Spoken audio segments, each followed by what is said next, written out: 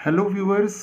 तो आज की क्लास में हम इंटीग्रेशन से एक इम्पॉर्टेंट प्रॉब्लम सॉल्व करेंगे और जो प्रॉब्लम हमें यहाँ दी हुई है वो लाइबनिज इंटीग्रल रूल से हम इसे सॉल्व करेंगे। राइट। तो चलिए सबसे पहले देखते हैं कि लाइबनिज इंटीग्रल रूल क्या है। तो लाइबनिज इंटीग्रल रूल हमें ये बताता है कि कैसे हम किसी इंटीग्रल को डिफरेंशिएट करेंगे। राइट। तो चलिए सबसे पहले हम लाइबनिज इंटीग्रल रूल का जो स्टेटमेंट है उसे देखते हैं और उस स्टेटमेंट की मदद से हम इस प्रॉब्लम को सॉल्व करेंगे। राइट। तो चलिए मान लेते हैं कि कोई फंक्शन या कोई इंटीग्रल हमें एफ ऑफ एक्स दिया हुआ है और लिमिट्स जो हैं वो 1x से 2x तक हमें दी हुई हैं और यहाँ जो इंटीग्रैंड है हमारे पास वो मान लेते हैं t का फंक्शन है। राइट।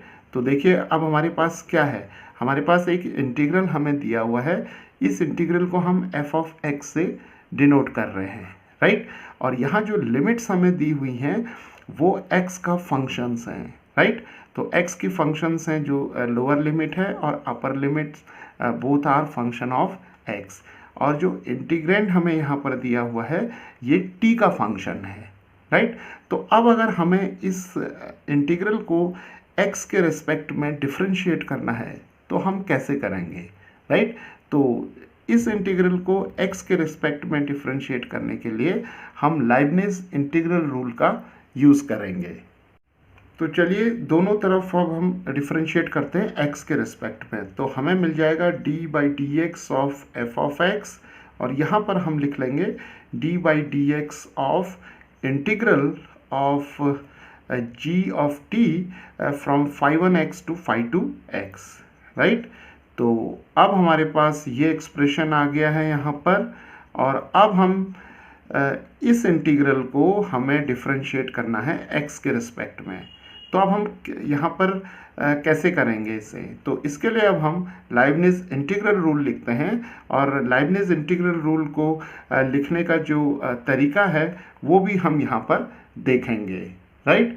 तो देखिए अब हम क्या करेंगे, जो नेक्स्ट स्टेप लिखेंगे उसमें हम क्या करेंगे कि जो अपर लिमिट है, राइट, तो अपर लिमिट को हम यहाँ पर जो ये t दिया हुआ है हमें इस t को रिप्लेस करेंगे अपर लिमिट से। तो देखिए क्या आ जाएगा g ऑफ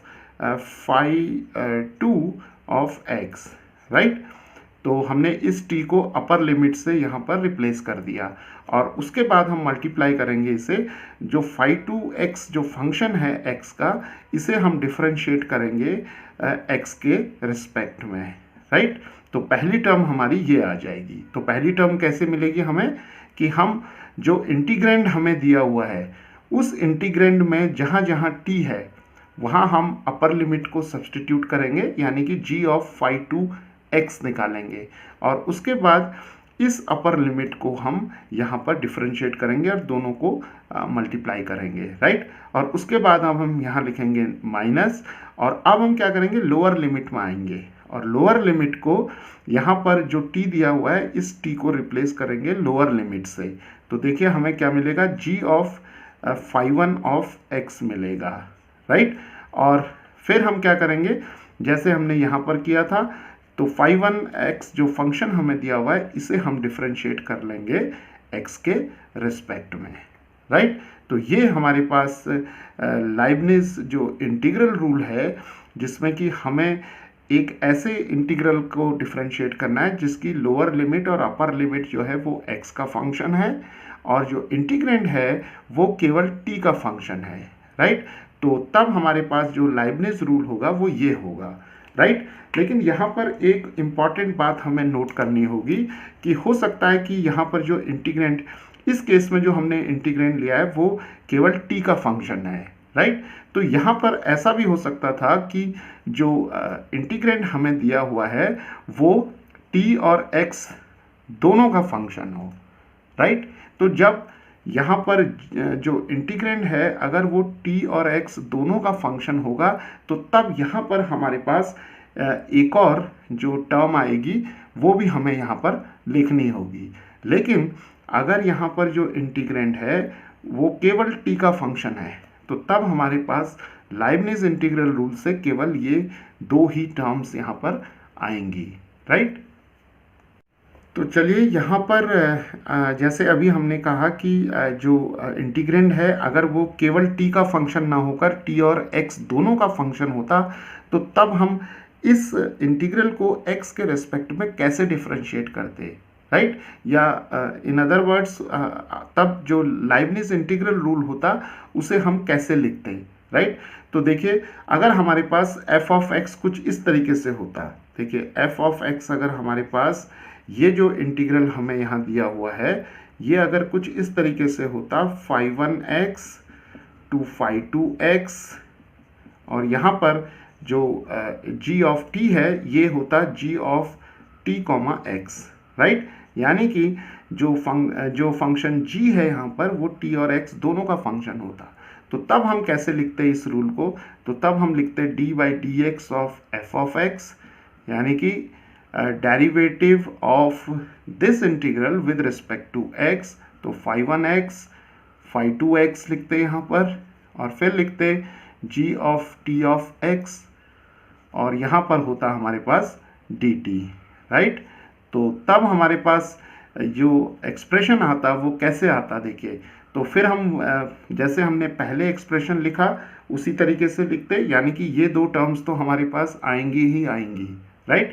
तो पहले हम क्या करेंगे, इस t को रिप्लेस करेंगे अपर लिमिट से, तो हमारे पास क्या आता है g of phi2 of x आता हमारे पास यहाँ पर और यहाँ पर x हो जाता और फिर हम इस phi2 को x के रिस्पेक्ट में डिफरेंशिएट करते, राइट। फिर माइनस लिखते यहाँ पर और फिर हम लोअर लिमिट को यहाँ पर t से जो है लोअर लिमिट को रिप्लेस करते, तो क्या आ जाता है g of phi1 of x आता और यहाँ पर हमारे पास x हो जाता और फिर हम इस phi1x को डिफरेंशिएट करते x के रिस्पेक्ट में, राइट। और तब हमारे पास एक थर्ड टर्म यहाँ पर और आती जो कि होती प्लस और फिर हम यहाँ लिखते हैं integral from phi1x to phi2x और यहाँ पर हम पार्शियल डेरिवेटिव लेते g ऑफ t, x का, राइट। तो पार्शियल डेरिवेटिव लेते यहाँ पर हम x के रिस्पेक्ट में किसका, जो g of t of x है, राइट।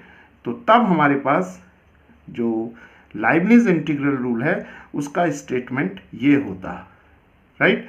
तो क्योंकि यहाँ पर जो g ऑफ t है जैसे इस प्रॉब्लम में हमें दिया हुआ है जो g ऑफ t है वो cos of square root of t दिया हुआ है, तो ये फंक्शन जो है वो केवल t का फंक्शन है, तो x का नहीं है।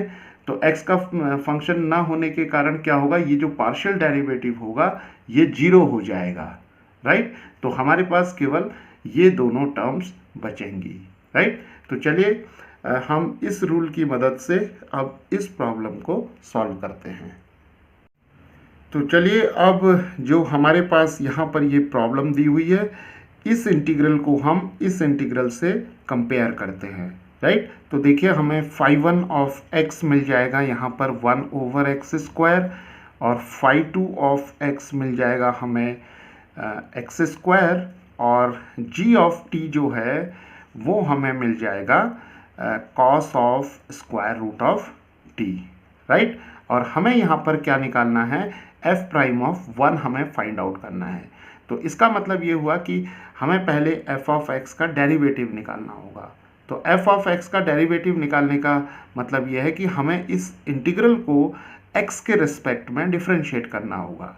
तो यहाँ पर जो लोअर लिमिट है और अपर लिमिट है वो दोनों x का फंक्शन है और जो इंटीग्रेंड है हमारे पास वो केवल t का फंक्शन है, राइट। तो अब हम जो लाइबनिज इंटीग्रल रूल है अगर हम दोनों तरफ डिफरेंशिएट करेंगे तो यानी कि हमें मिल जाएगा d by dx of f of x and d by dx of this integral that is 1/x² और x² मिलेगा यहाँ और cos of square root of t dt आ जाएगा, राइट।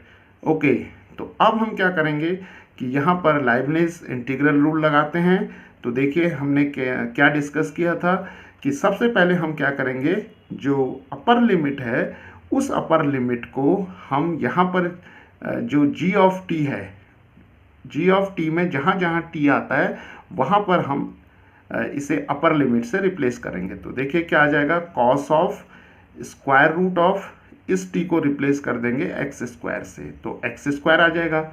और उसके बाद इस एक्स स्क्वायर को हम डिफरेंशिएट कर देंगे एक्स के रिस्पेक्ट में, राइट।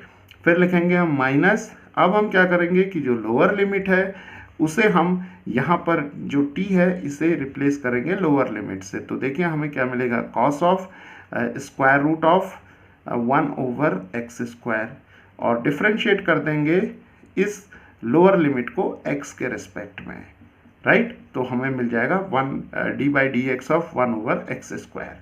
तो लाइबनिज रूल से हमारे पास ये एक्सप्रेशन आ जाएगा। तो अब देखिए ये बहुत सिंपल एक्सप्रेशन आ गया है। तो cos of square root of x square हो जाएगा cos of x, x square का डेरिवेटिव 2x आ जाएगा, और यहाँ पर हमें मिल जाएगा cos of 1 over x, because square root से ये बाहर आ जाएगा, और हमें यहाँ पर 1 ओवर एक्स स्क्वायर का जो डेरिवेटिव होगा वो एक्स रेज टू -2 लिख लेंगे इसे। तो -2x -3, so this is -2 over x cube, right. तो यहाँ पर हम लिख लेंगे -2 ओवर एक्स क्यूब, राइट। तो d by d x of F of x यानी कि f प्राइम ऑफ x हमारे पास ये एक्सप्रेशन आ गया है। अब देखिए हमें क्या निकालना है, f प्राइम ऑफ 1। तो हम क्या करेंगे, x की वैल्यू 1 यहाँ पर सब्सटीट्यूट करेंगे। तो f प्राइम ऑफ 1 हमें देखिए क्या मिल जाएगा, यहाँ पर cos 1 आ जाएगा। तो x की वैल्यू 1 रखने पर हमें यहाँ मिला cos 1, देन मल्टीप्लाइड यहाँ पर हो जाएगा 2 times of 1 and minus cos of 1 over 1, and here we have -2 over 1 cube, right. तो चलिए इसे सिंप्लीफाई कर लेते हैं। तो ये 2 हो जाएगा, तो ये आ जाएगा 2 times cos of 1, minus and minus becomes plus, and here we have 2, and here 1 cube is 1, so we have 2 cos 1, right. So 2 cos 1 plus 2 cos 1 is 4 cos 1, right. So the value of f prime of 1 is equal to 4 times cos of 1, right. तो इस तरीके से Leibniz integral rule से हम इस problem को solve कर सकते हैं।